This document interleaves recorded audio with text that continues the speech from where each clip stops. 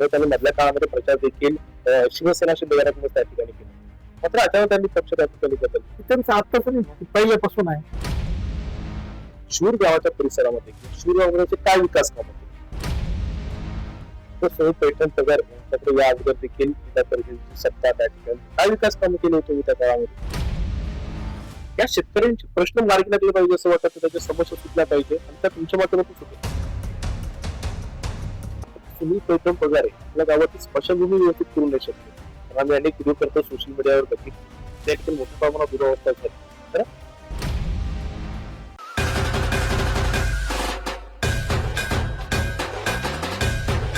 नमस्कार, मी निर्दोष त्रिभुवन, एनआरटी न्यूजचा गुलाल कुलाचा नो खात्री थेट विश्वासाची खात्री या विशेष कार्यक्रमात तुमचं सर्वांचं स्वागत करतोय. वैजापूर तालुक्यामध्ये शूर गटाकडे सर्वांचंच लक्ष आहे. सध्या जिल्हा परिषद आणि पंचायत समितीच्या निवडणुकांचं वातावरण चांगलंच तापलंय आणि वैजापूर तालुक्यामध्ये शूर गटाकडे सर्वांचंच लक्ष आहे. या ठिकाणी आपण जर पाहिलं तर महायुतीकडून सुनील पैठण पगार निवडणुकीच्या रिंगणामध्ये आहेत, तर तिकडे उद्धव बाळासाहेब ठाकरे गटाकडून संजय निकम हे जे आहे ते निवडणुकीच्या रिंगणामध्ये उभे आहेत. तर संजय पाटील निकम यांना शिवसेना शिंदे गटाकडून उमेदवारी मिळेल अशी अपेक्षा होती. मात्र ऐन वेळेस तर महायुती या ठिकाणी झाली आणि महायुतीमध्ये ही जी जागा आहे ती भाजपासाठी सुटली आणि सुनील पैठण पगार निवडणुकीच्या रिंगणामध्ये उतरले.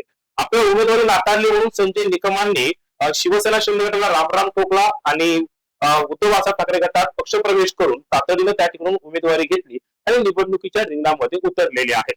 खरंच हेच संजय निकम आहेत ज्यांनी रमेश बोरनार यांना विधानसभेच्या वेळेस त्या ठिकाणी पाठिंबा दिला होता. मात्र आता तेच महायुतीच्या विरोधामध्ये आहेत आणि एक वेगळी लढत होताना आपल्याला पाहायला मिळतात. महायुतीचे उमेदवार सुनील पैठण पगार आपल्या सोबत आहेत आणि त्यांच्यासोबत आपण वेगळ्या विषयावर त्या ठिकाणी चर्चा करतोय. दादा, एनआरटीच्या गुलाल कुणाच्या विशेष कार्यक्रमात स्वागत करतोय. नमस्कार. काय सांगशाल, शूर गटामध्ये गुलाल कुणाचा? गुलाल तर 100% आमचाच आहे. आता खरं कोणत्या मुद्द्यावर ही निवडणूक लढवली जाते?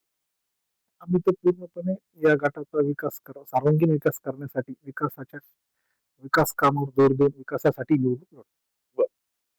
खर तर सुनील पैठण पगार सध्या या ठिकाणी निवडणुकीच्या रिंगणामध्ये उतरलेले आहेत. म्हणजे सुनील पैठण पगाराची राजकीय सुरुवात कशी झालेली आहे, त्या राजकारणात काय आवडते? आणि 1995 ला ग्रामपंचायत निवडणूक लढलो होतो. अतिशय तरुण वयात मी ती लढलो. काही थोड्याशा मतांनी मी तिथे पराभूत झालो. त्यानंतर मी 2002 ला ग्रामपंचायत निवडणूक परत लढलो आणि ती अतिशय प्रचंड मतांनी निवडून आलो आणि तिथून माझा राजकीय प्रवास चालू झाला. राजकारणात येण्याचं असं काही आमच्या घरातलं काही राजकारण नाही. माझे वडील शिक्षक होते, काही घरकाम करत होते आणि आमच्या पैठण पगारीमध्ये कोणी राजकारण नाही.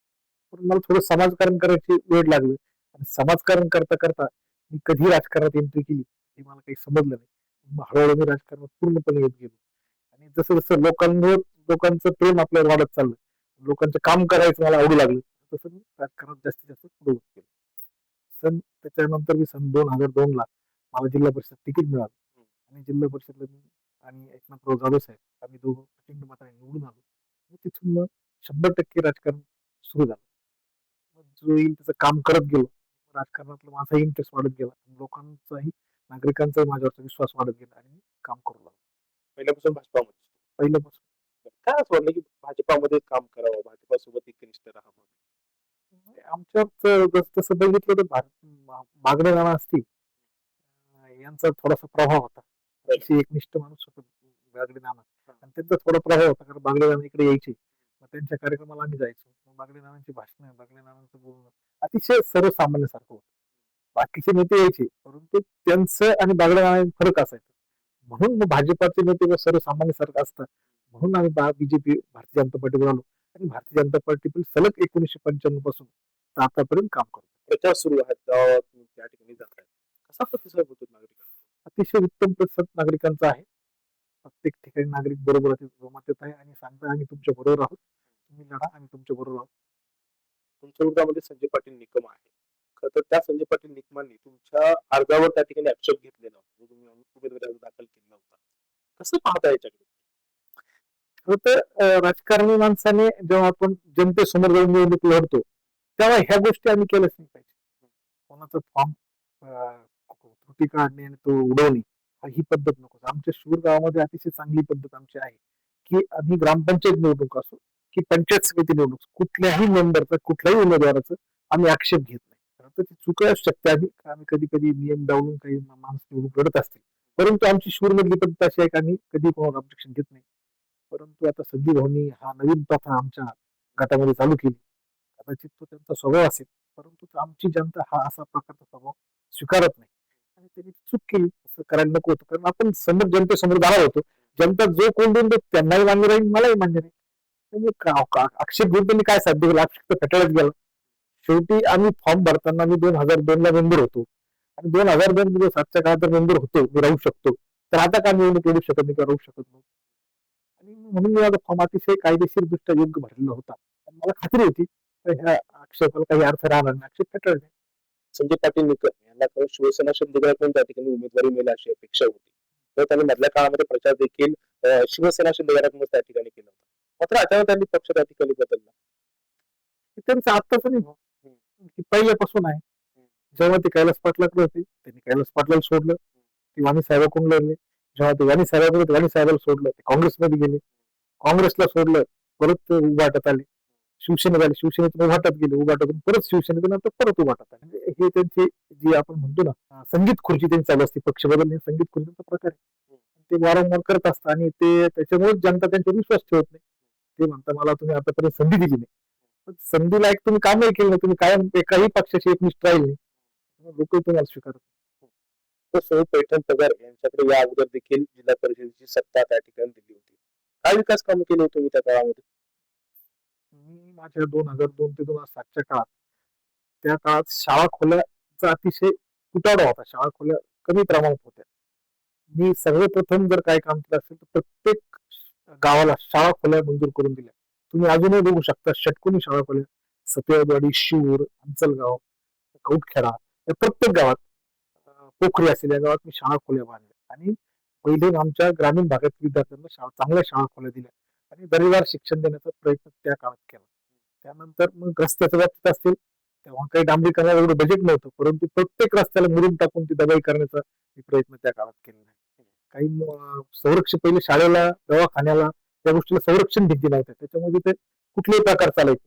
मी जिल्हा परिषद शाळा, प्राथमिक आरोग्य केंद्र यांना संरक्षण भिंती करून त्यांना एकदम चांगला दर्जा दिला. त्यामुळे त्या शाळेला आणि आपल्या शासकीय दवाखान्याला चांगलं स्वरूप आलं. चांगल्या प्रकारचं काम चालू आहे. काम करत असताना प्रत्येक वेळेस मी 24 तास कामात राहत होतो. आपल्या गटातलं काम कसं होईल प्रत्येक नागरिकाला काय योजना देण्याचा प्रयत्न केला. मी सायकली पण खूप मोठ्या प्रमाणात त्या काळात वाटल्या. तेव्हा सायकल समाज कल्याण महिला बालकांना सायकल होती, शिलाई मशीन होत्या आणि घरकुल पहिले घरकुल आम्ही द्यायचो जिल्हा परिषद पंचायत समिती. तेव्हाही असं चावडीवर बसून जाधव साहेबांनी चावडीवर बसून घरकुल वाटले.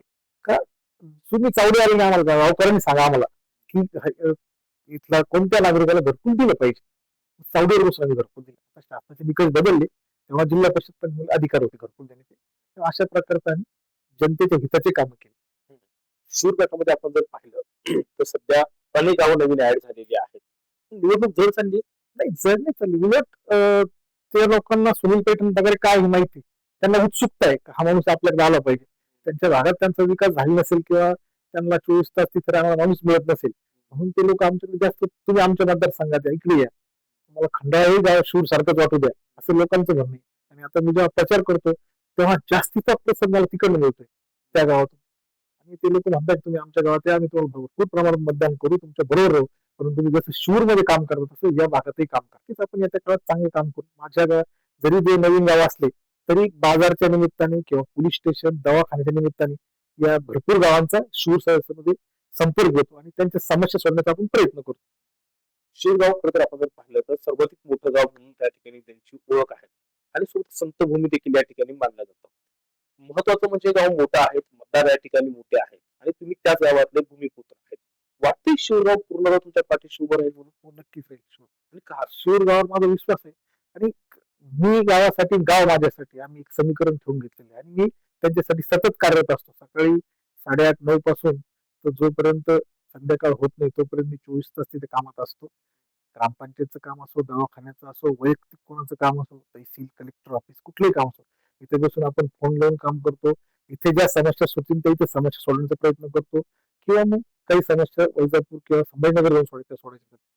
आम्ही तर गावात अशी पद्धत करतो की हयात प्रमाणपत्र द्यावं लागतं आपल्या संजय गाठ बिरादरच्या लोकांसाठी. लोकांना ते वैधपूर्ण येणार, पण आम्ही इथं प्रयत्न असा करतो की एकाच ठिकाणी हरितप्रमाण जमा करून देतो आणि आमच्यातले एक माणूस जाऊन ते हरितप्रमाण तिथे देऊन टाकतो की ह्या सर्वसामान्य आणि आमच्या म्हाताऱ्या दिनदुबळ्या लोकांना तिथे जाण्याचा त्रास नाही. अशा प्रकारचं काम करतो तेव्हा मला वाटतं की शिवची जनता 100% आमच्याबरोबर आहे. बरं, खरं तर तुम्ही जिल्हा परिषद सदस्य देखील या ठिकाणी होतात. ग्रामपंचायतीत देखील तुमची बऱ्याच वर्षापासून सत्ता त्या ठिकाणी होती. शूर गावाच्या परिसरामध्ये किंवा शूर गावाचे काय विकास कामं केली ही सुनील पैठण पगारांनी जनतेने निवडून द्यावं. सर्वात महत्वाचं काम काय केलं असेल तर आपल्या शंकर स्वामी मंदिरासाठी मी या मागच्या काळात 5 कोटी रुपयाचा निधी आणला. तिथे एक प्रणिता तीर्थ आहे. शौचालयाची मोठी अडचण होती. तर आता शौचालय आणि वॉकिंग ट्रॅक करून प्रणिता तीर्थचं हे कसं वाढेल आपण बघण्याचा प्रयत्न करतोय. मंदिराचं सुशोभीकरण करून तिथे कसं काम करता येईल प्रत्येक मंदिराचं. मग त्याला आता आमच्या इथे शूर एकमेव असं भूमी आहे का इथे तीर्थक्षेत्राचं ब दर्जा शंकर स्वामी याला मंदिराला आहे आणि क दर्जा हा संत गजानन आणि शिवाई मंदिराला आहे. एकाच गावात 3 मंदिराला दर्जा असल्यामुळे इथे जास्तीच्या प्रमाणात निधी आम्ही आणू शकतो आणि चांगल्या प्रकारचे एक डेव्हलपमेंट करू शकतो. कामाच्याच बाबतीत म्हणायचं गेलं तर आता तुमच्या समोर तुम्ही आमच्या राष्ट्रीय मार्ग 752 जाता. राष्ट्रीय मार्ग 752 काम चालू आहे. सध्या अजून आता अंतिम टप्प्यात आहे. हे काम जेव्हा सुरू झालं तेव्हा या रस्त्यावर कुठल्याही प्रकारची साईडला ड्रेनेज लाईन नव्हती आणि पेव्हर ब्लॉक पण होते. वॉकिंग ट्रॅक पण नव्हता. परंतु जेव्हा माझ्या लक्षात आलं का हे काम यात नाही, तर मी यासाठी विशेष प्रयत्न केले. परंतु दुर्दैव असं झालं होतं की याचा सर्वे खूप दिवसापूर्वी झाला होता आणि त्या नकाशामध्ये तिथे आता जे दुकानं आहे ते दुकानं दिसत नव्हते. म्हणून शासनाने त्याच्यात तिथं डिवायडर टाकलेलं नव्हतं. डिवायडर अजून झालं नाही. या काळात पुढच्या काळात डिवायडर पण करू. परंतु मी या कामासाठी विशेष प्रयत्न करू माननीय नितीनजी गडकरी यांच्याकडे, भागवत कराड साहेब आणि आमचे जिल्हाधिकारी संजय खांबाते यांना घेऊन गेलो. 3 वेळेस दिल्लीला गेलो आणि 3 वेळेस दिल्लीला जाऊन हे रस्त्याचं काम कसं मार्गी लावतो याचा प्रयत्न केला आणि आता तुम्ही बघताय त्या रस्त्यावर संध्याकाळी रात्री आमच्या सगळ्या महिला फिरताय साईडने पेवर ब्लॉकवर आणि एक शहरासारखा दर्जा तिकडे आलेला आहे जेणेकरून आमच्या शूरचं आता रूप पालटत चाललेलं आहे. तर पुढच्या काळात मला तिथे डिवायडर पण करायचे, साईडला लाईट पण लावायची. हे सगळे कामं मी करणार आहे. माझ्या कामाचं म्हणाल तर 100% मी काय केलं पण गावकऱ्याच्या मदतीने तुम्ही जिजाऊचं आमचं जर स्मारक बघितलं तर मला वाटतं सिंदखेड राजानंतर महाराष्ट्रात जर पुढे जर असं स्मारक असेल तर ते फक्त शूरला असेल. अति उत्कृष्ट तिथे आमचे बाकीचे कार्यकर्ते पण काम करतात. परंतु त्यांना जेव्हा गरज पडेल तेव्हा मी उभा राहून त्यांना मदत करतो. अशी सुंदर स्मारक तुम्ही जाऊन बघा. अतिशय सुंदर स्मारक आहे. तुम्ही डॉक्टर बाबासाहेब आंबेडकर स्मारक बघा. तेही अतिशय चांगलं केले. वेगळं स्मारक केले कुठे नसेल असे. छोटे छोटे स्मारक पण आमचे चांगले. अण्णाभाऊ साठेचं आता काम करतोय ते पण चांगले. वीर एकलव्याचं स्मारक तुम्ही बघून घ्या ते पण चांगले. आणि जेव्हा हे सगळे काम आम्ही शूर गावासाठी करतोय, शूर गावात सगळे रस्ते पेवर ब्लॉक किंवा कॉन्क्रीटीकरण झाले. ठीक आहे, काही वेगळं आहे. आमचा लेंडी नाल्याचा आता जो मधून गावातून नाला जातो हा नाला खूप दिवसापूर्वी होता. पण जेव्हा मी मेंबर होतो तेव्हा ह्या नाल्याचं मी बांधकाम करून हा व्यवस्थित केलं. पण त्यानंतर 20 वर्षांत कुठलंही काम झालं नाही. आता या काळात आम्हाला त्या नाल्याचं कॉन्क्रीटीकरण करून त्याच्यावर गाळे बांधून अजून आमच्या तरुणांना कसा रोजगार मिळेल हे महत्वाचं. खरं तर तुम्ही अनेक कामाचा त्या ठिकाणी पाडा वाचलेला आहे. खरं तर सुनील पैठण पगारे आपल्या गावात स्मशानभूमी व्यवस्थित करू नाही शकले. तर आम्ही अनेक व्हिडिओ करतो सोशल मीडियावर बघितले की त्या ठिकाणी मोठ्या प्रमाणात दुरावस्था झाली. खरं सोशल मीडिया आता तुम्ही मित्र आहे आमचे पत्रकार आहे आणि तुम्ही निरपेक्ष पत्रकारिता करता. तुमचेच काही मित्र कशा प्रकारची पत्रकारिता आम्ही सांगू शकत नाही. तुम्ही तिथे जाऊन बघा आणि मग त्याचं उत्तर दिलं तर बरं होईल. कारण तुम्ही ते दाखवताना जुनी स्मशानभूमी दाखवताय आणि काहीतरी 20-25 फुटावरची चांगली स्मशानभूमीचा फोटो तुम्ही दाखवत नाही. म्हणताय आमच्या लोकांना शेवटचं अतिशय सुंदर स्मशानभूमी आम्ही केली. त्याला साईडला बसलो जनतेला बसण्यासाठी पात्राचे शेड केले आहे. पेव्हर ब्लॉक केले, हायमास्ट बसवलेला आहे आणि स्वच्छतेसाठी माणूस ठेवलेला आहे तिथं स्वच्छता नाही करण्यासाठी. एवढं केलं असताना फक्त काहीतरी विरोधाभास दाखवायचा आणि दाखवायचं म्हणून दाखवलं नाही. तुम्ही प्रत्यक्ष जाऊन बघा आणि मग तुम्हाला समजेल काय असेल. तर संजय निकम काही माध्यमांना बोलताना म्हणाले की सुनील पैठण पगाराचे 5 तरी कामं दाखवून द्या आम्हाला. केलेत 5 कामं? 5 काम आणि 5 नाही 50 काम 500 कामं होती. परंतु आपण सांगण्याची गरज काय जेव्हा शूर जनता माझ्या बरोबर आहे ती काही फुकट 20 वर्षापूर्वी आमच्या बरोबर नाही. काहीतरी काम करतो म्हणूनच ती जनता आमच्या बरोबर आहे की नागरिक आमच्या बरोबर आहे. 5 कामं सांगायची तुम्ही आता मी तुम्हाला जगाचं काम सांगितलं आपल्या शंकर स्वामी महाराज सांगितलं. हे हायवेचं काम सांगितलं, स्मारकाचे काम सांगितले. गावात आमच्या इथे पूल येऊन पाणी पुरवठा व्हायचा. परंतु अतिशय 8-8, 15-15 दिवस, 20-20 दिवस पाणी येत नव्हतं. मग आम्ही नवीन राष्ट्रीय पेयजल योजना केली आई सरपंच असताना. आणि तिथून पाणी भटाण्याहून पाणी आणलं. एक चांगल्या प्रकारचं पाणी आमच्या गावाला आता मिळतंय. तुम्ही आमच्या गावात ड्रेनेज लाईन काही भागात आम्ही केली. अजून पूर्ण गावात ड्रेनेज लाईन आम्हाला करायचा प्रयत्न आहे. पुढच्या गावात ड्रेनेज करू.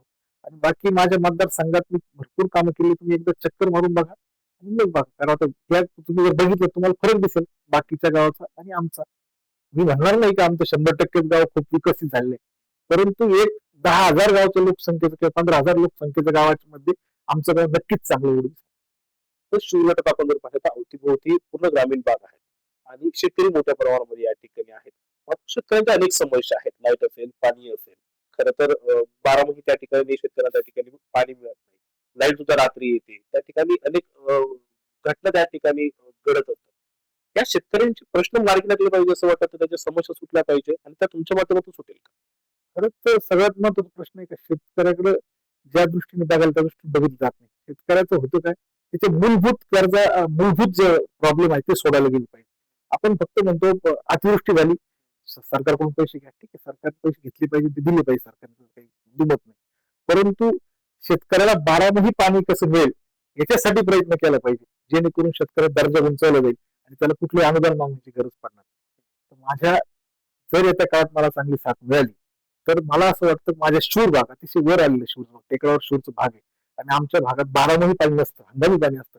तर बारामाही पाणी माझ्या शेतकऱ्याला कसं मिळेल यासाठी आमचा प्रयत्न राहील. त्यासाठी कुठून पाणी आणता येईल का, पाईपलाईनद्वारे सोडता येतो, एखाद्या धरणात पाणी सोडता येईल का, असा प्रयत्न राहील. येते पुढच्या काळात मला नक्कीच ते करायला आवडेल. आणि लाईटच्या बाबतीत जर सांगाल तर शेतकरी अतिशय परेशान आहे लाईटला. रात्री बेरात्री कधीही लाईट येते, यांना कधीही रात्री बेरात्री पाणी भरावं लागतं आणि बिचारा त्या शेतात जाऊन पाणी भरतो. खरं तर आता ह्या मधल्या 1-1.5 वर्षापासून बिबट्याचा इतका मोठ्या प्रमाणात वावर वाढलेला आहे. भयभीत झालेला शेतकरी सगळा. कधी बोलतो पाणी भरायला सुद्धा जात नव्हतं, लाईट चालू करून गेली चालतो. मग परंतु त्याला जर आपण येत्या काळात मला वाटतं की मी जर सगळ्यात मोठा प्रश्न काय सोडतो तर दिवसाची शेतकऱ्याला लाईट कधी देता येईल तर तो दिवसात 7च्या आत तो घरात आला पाहिजे पाणी भरून. याच्यासाठी प्रयत्न राहील. मग त्याच्यासाठी आमदार साहेब असतील, राज्य शासन असेल यांच्याकडून प्रयत्न करून हे कसं शक्य होईल ते शक्य करण्याचा प्रयत्न करेल. खरं तर तुम्ही महायुती म्हणून उमेदवार म्हणून या ठिकाणी निवडणुकीच्या रिंगणामध्ये आहे. मागे देखील तुम्ही निवडणूक जेव्हा लढवली होती तेव्हाही वेगवेगळी महायुती त्या ठिकाणी झाली होती. तुमच्या नशिबात महायुती आहे. हो, मला तेव्हा पण एकदम अचानक 2002 ला युती झाली. युती झाली आणि मला तिकीट मिळालं आणि निवडणूक लढून निवडून आलो.